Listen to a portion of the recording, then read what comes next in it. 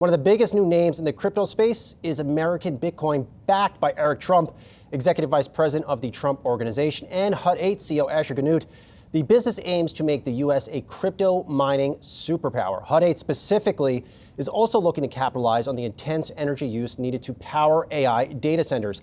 I have been really looking forward to this chat and invest all day long. I'm here with both Eric Trump, co-founder and chief strategy officer of American Bitcoin, and Asher Genoot, executive chairman, to talk about the business behind Bitcoin and where this is all going. Good to see both of you, gents. Eric, coming right to you out of the gate here. You are the ultimate hard investment guy, building world-class properties, golf courses around the world. Explain to us where does the passion come for Bitcoin? Well, listen, it's the greatest hedge against hard assets. I really believe that with every aspect of my heart and soul, right? I mean, it's immediately liquid, it's global, it's transferable. You can transfer 24 hours a day, 7 days a week, instantaneously, hardly any fees. You can't do that with hotels. You can't do that with real estate. So I think it's the greatest hedge against what I do every single day, which is kind of the hard asset world. You know, I think it's also a great hedge against inflation. It's a great hedge against corruption. It's a great hedge against, poorly managed monetary systems around the world. And I think that's why you see this global influx to Bitcoin. I think it's become probably the greatest asset of our time. You see roughly 70% appreciation on average year over the last decade. Name an asset that's had that kind of appreciation. You just won't, find it, Brian. So, and frankly, a lot of this for me personally, because we have a little bit of a political hat in my family, as you know better than anybody, comes out of getting canceled by banks over and over and over for doing absolutely nothing wrong. And I think cryptocurrency is going to be the future of finance. And I think blockchain solves a lot of kind of the weaponization of the banking industry that's affected so many, not only in this country, but around the world. And so I'm deeply passionate about it. American Bitcoin is going to do it better than anyone. I mean, we started the company just under 8 months ago. We're the 25th largest Bitcoin accumulator in the country right now, public at least. And we're climbing that ladder very, very quickly. So unbelievable things to come, and I'm incredibly proud of Asher and everything that we've created on this end. Strong start for American Bitcoin, Eric. What's next for this company over the next 12 months? What is your product roadmap? And then even along the same lines, how in the world do you mine Bitcoin so cheaply? We mine Bitcoin so cheaply because we've got cheap energy. And by the way, isn't it nice to be able to do that in the United States of America, where we actually have favorable energy policy? We haven't had that for a very long time. You see it with oil and gas and everything else coming down to record lows right now. It's a beautiful thing to see. America has to lead the way. Energy cost is everything. Energy cost is directly correlated with GDP. The lower the energy you have, the higher your GDP, and that's what we want for this country. So we're doing it in West Texas using some of the lowest energy costs. Brian, we're mining Bitcoin for roughly 50 cents on the dollar to the average, to the spot price of BTC. Every single day, 24 hours a day, we're mining Bitcoin and we're adding it. And we believe this asset's going to be transformational. Listen, a little while ago, I looked at the exact price of Bitcoin 2 years ago from today. You know what it was? It was 36,500, and now it's sitting at 105, 104, bouncing around. It was up past 120. A month ago. Bitcoin has been one of the greatest assets of our time, and even now, as you see volatility, which you always see in cryptocurrency, because naturally a slightly higher vol, we're still 170, 180, 190% higher than we were at this exact date 2 years ago. And I think that speaks to the fact that everybody around the world wants it. Every Fortune 500 company is putting it on their balance sheet. Every family office is buying more and more. People are hoarding it. And this isn't just in the United States. This is all around the world. It's an incredibly exciting asset class, and I believe in Bitcoin with every aspect of my heart and soul. Eric, you know everybody in this industry, of course. Earlier on, we kicked off our conference with Michael Saylor, a.k.a. the Bitcoin King. He really made a strong case that more companies need to have Bitcoin on their balance sheets. Do you have Bitcoin on the balance sheet of the Trump Organization? And if not, why not? We have a ton of it on the balance sheet. I'm incredibly proud of that. I've got a ton of it on my own personal balance sheet. And, and obviously I'm going all in terms of American Bitcoin. I mean, we're setting up the greatest Bitcoin company in America, listed on the Nasdaq, ABTC, using Hut 8's infrastructure. Asher is one of the best people in energy anywhere in the country, anywhere in the world. And we're mining it, as I said before, for roughly 50 cents on the dollar. There is no one doing it that's better than us. There's no one that's doing it with more passion than us. There's no one who's doing it quicker than us. Listen, we've been listed for under 3 months at this point, and every single day it seems like we're passing another company, and these are major companies that you know about. And so we're climbing that ladder very, very quickly, and again, our success thus far is beyond incredible. Asher, let me get you into this conversation. Just before we came on, we had Mark Palmer really make a strong bullish case for your company and what you're doing. For those not familiar, where is your infrastructure situated? And then day to day, what do your operations do? We run sites all across North America. We have sites in Texas, we have sites in New York, we have sites across Alberta and across all of North America.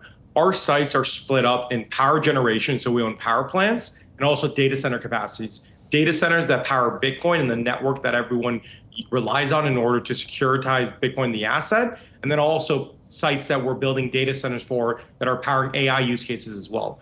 We're a believer at Hut that energy is the fuel that powers all future technologies, and we want to be in the center of technology and power. Asher, you're building a pretty substantial site, I believe, in Louisiana. Do you have a tenant for that yet?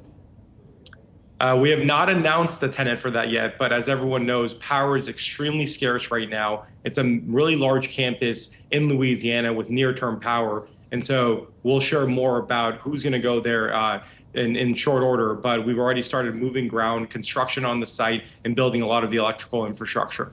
Meta's nearby, Asher. Is it Meta? I have to ask. We haven't shared who it is, and we will soon. Fair enough. Look through, seen through your prism.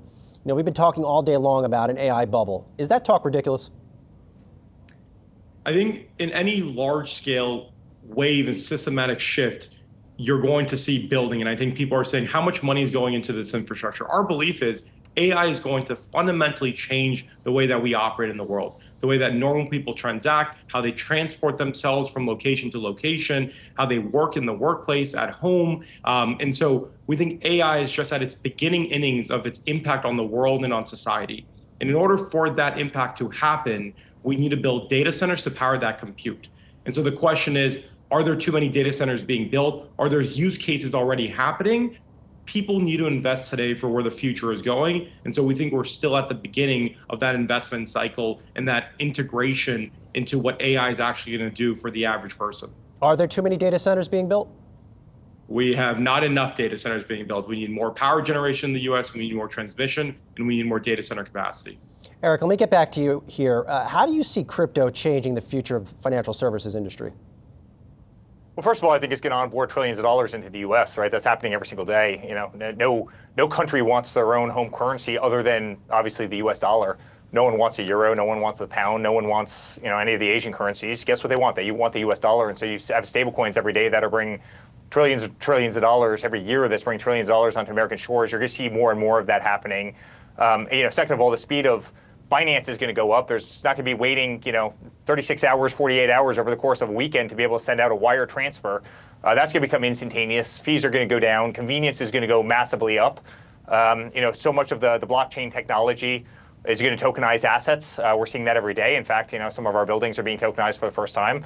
And I think you're going to have this major shift to Bitcoin as truly the digital gold. I mean, I think you're seeing more and more money that will ultimately come out of gold, and you're going to see that ratio disproportionately shift into Bitcoin because it's been the single greatest asset that we've seen, and it solves a lot of the problems that physical gold has, including weight and transferability and so many other things, right? The ability to monetize, speed of monetization, and so again, you're going to see crypto literally change every aspect of our financial system, and it couldn't come quickly enough. I think we're wholly behind.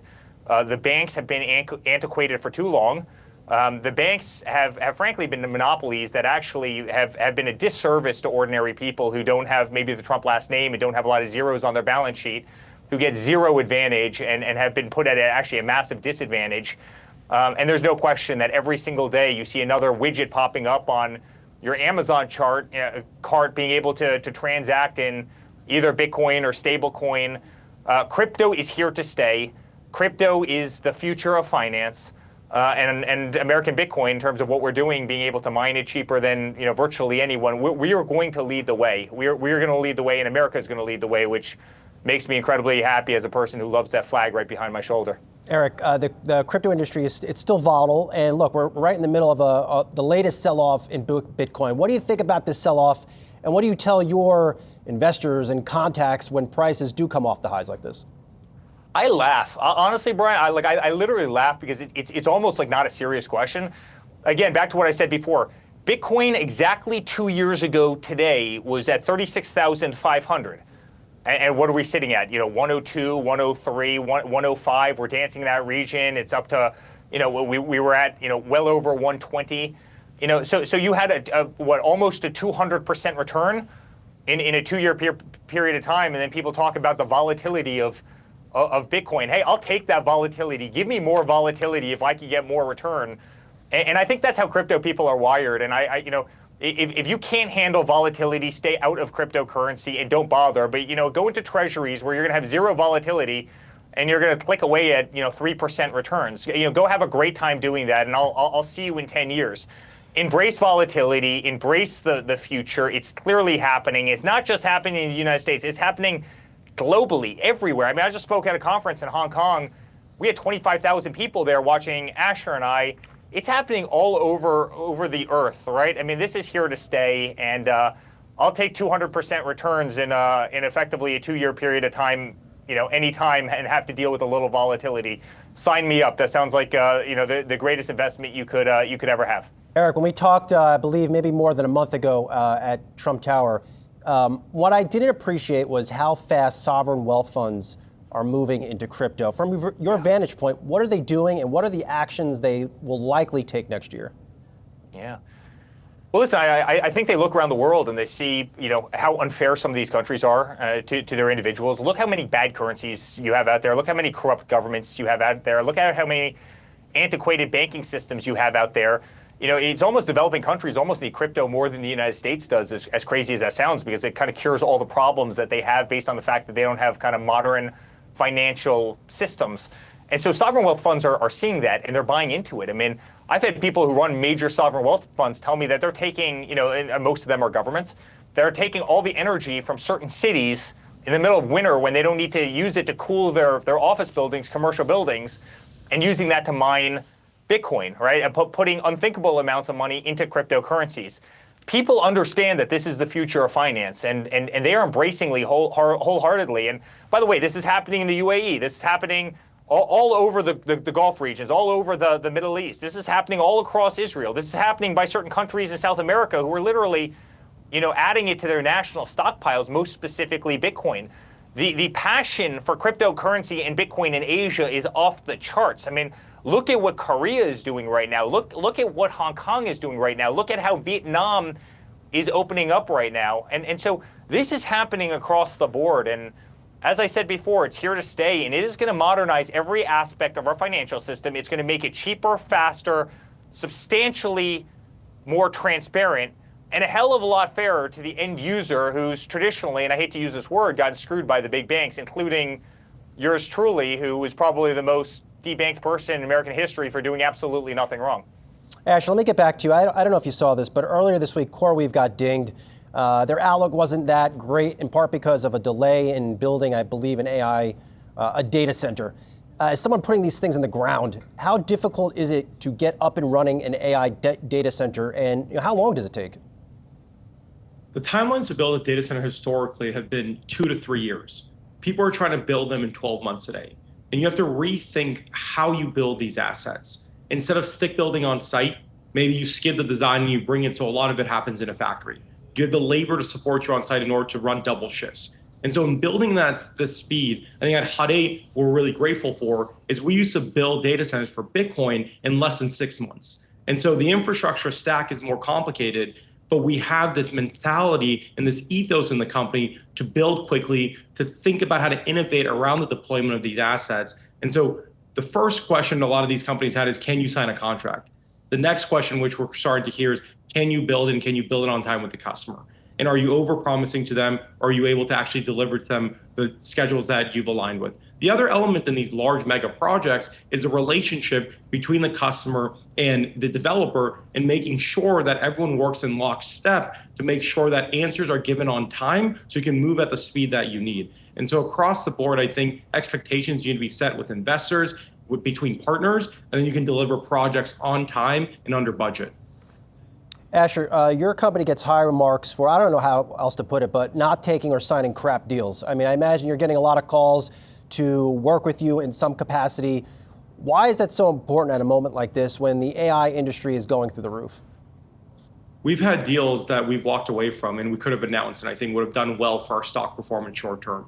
But we believe in the value of power long term. We believe in the scarcity of that power. And we've seen that come to reality. From 6 months ago to today, you see demand continue to rise. Right now, it's peak demand. Everyone needs these assets, especially at these timelines. And we're seeing the deals get better and better. And I think we are very open and honest with customers on what type of deals we're looking for, why we think those are fair deals. And we will hold to that. And we don't need to announce a deal for the sake of the deal. We're investing in long-term assets. These are 15-year contracts. And we want to make sure whatever we sign today, that we're happy about 5, 10, and 15 years from today as well. Eric, let me get back to you here. How do you think the crypto industry will look different after President Trump's latest term? Of course, your dad. Yeah. Listen, Brian. I mean, I think you kind of parted the sea, right? When it came to crypto, you had an administration in the past that was just anti-crypto, anti kind of progression of the financial industry, and they did everything they could to possibly stop it. My father's completely reversed course on that, and America's leading the way. What's happening is as America leads the way, as he parts the sea, everybody else is kind of following behind, right? So all the Asian countries, obviously all the Middle Eastern countries are all following behind.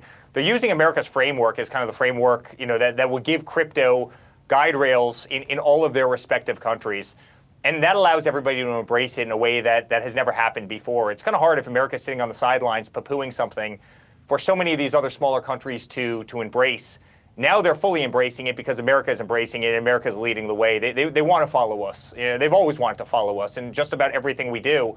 They're also following us in terms of this AI revolution. They're also following us in terms of so many of the kind of energy procurement things that we're working on as a country. And again, that's beautiful. So I think you're going to see the crypto industry massively change around the world. And I think it's going to be one of those things that's growing so quickly right now, you can't stop it. There's no one that's going to turn the ship at this point, and certainly not in a 3-year period of time, when it only progresses even further. And this is the new standard. America's going to be very proud of it. America's going to lead the way in it. And I think Donald Trump has a very big role in that, because this was not happening 9 months ago under the last administration. In fact, the exact opposite was happening. Crypto companies were leaving the United States. They weren't fleeing to the United States. Eric, of course, we're having this conversation a day after the government shutdown ended. And look, we could talk about who's right and who's wrong, whatever the case. I've talked to a lot of CEOs here today, and they're frustrated. They want to keep running their businesses and planning and driving corporate profits. Like, how do these shutdowns eventually end? Or is this just something we're going to have to deal with? Hey, I'm frustrated. But believe me, it affects me too. I'm frustrated. You had every single Republican voting to open up the government, and you had Democrats, because they have no platform. They've got no message, they've got no leadership, and they've lost horribly badly for the last 5-year period of time, doing anything they can to be absolute obstructionists. And it is sad. These are people's lives. This is the GDP of the United States of America. I walked through Charlotte Airport 2 days ago, Brian, and it was a nightmare. I'm watching kids fall asleep on their mom's lap as they're sitting on a floor because the terminal's so busy from delayed flights and everything else. It's not right. It's not right that air traffic controllers can't get paid, people who work their butts off and provide a great service to this country. None of this is right. None of it's fun. And then I get to watch AOC out there, talking about how she would have kept it, closed indefinitely if it was up to her. And how dare Chuck Schumer actually have the gall to try and reopen, the greatest economy anywhere in the world. These are not serious people. They're not the Ashers of the world. They're not the me's of the world. These are not serious people. They don't have to live with the ramifications of what they do. They're just willing to obstruct Donald Trump at every single turn, and our country deserves a lot better than that. So I feel for those CEOs, and I'm one of them. I agree with them 100%. Let us do what we do best as entrepreneurs and capitalists in the United States of America, and no one stands a chance. Eric, do you see yourself running for the presidency at some point? Brian, it's a terrible profession. I can tell you that much. I've seen the best parts of it. I've seen the worst parts of it. I can tell you, I don't wish the worst parts on your worst enemy. We were the most attacked family in history. We were the most debanked family in history, never for doing anything wrong, just because they wanted to try and take us out. In fact, I just wrote a book about it called Under Siege, and that's what they did. They put us under siege. They put our nation under siege. I became the most subpoenaed person in American history, again, having never gotten a speeding ticket in my life, because they wanted to try and get to my father, and they want to try and take out our family and silence our family and gag our family. That's a long way of saying, I hope I probably never have to. If it was so bad, and I had the right voice at the time, and I understood the trials and tribulations of our nation, I think I certainly could. But again, I've seen the worst of it. I've certainly seen the beauty of it. You can do great things. You saw that with my father in Middle East peace. This is something the Democrats could have never done. This is something Joe Biden could have never done. So there's beautiful things that come out of it, but at the same time, it's a rough world, and you better have a family that's prepared, and you better have the fortitude to go in there and go to war every single day, as my father has done for the last 10 years. Asher, let me get one more word to you before we wrap this conversation. For investors that are investing in your company, or for folks that want to put money to work in a Hut 8, 2026, what is your big initiative, and what does success look like? Continue to build data centers, powered infrastructure, continue to support American Bitcoin and their growth on Bitcoin mining, continue to support all of our AI customers. You'll see us build generation around data center capacity, both of all kinds of compute, from AI compute to Bitcoin compute. And so Hut 8 is a company if you're long energy. American Bitcoin is a company if you're long Bitcoin. Well, good luck on the road ahead. Eric Trump, Asher Genoot, good to see you guys again. I greatly appreciate you coming. Thank you, guys. Thank you. Thanks, Brian.